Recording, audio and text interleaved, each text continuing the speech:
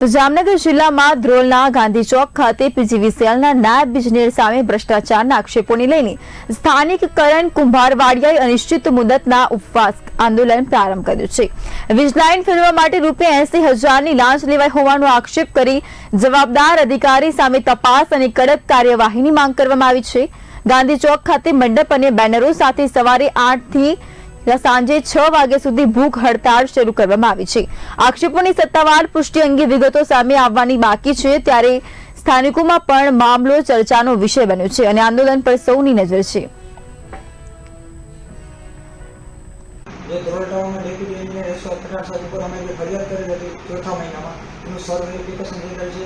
તેમના ઉપર 80,000નો ભ્રષ્ટાચાર બહાર પડી ગયો, તેને ડિવિઝનમાં બધા ડોક્યુમેન્ટ આપી દીધેલા છે। અવારનવાર અમે ડિવિઝન ઓફિસમાં મુલાકાત કરી છે, અમને ત્યાંથી કાંઈ રિસ્પોન્સ નથી મળતો।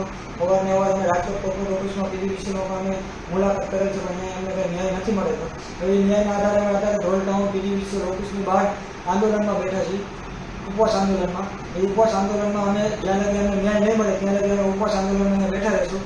આ વસ્તુમાં અમને એવું જાણવા મળે છે કે રાજકીય વ્યક્તિનો કોઈનો હાથ હોવો જોઈએ,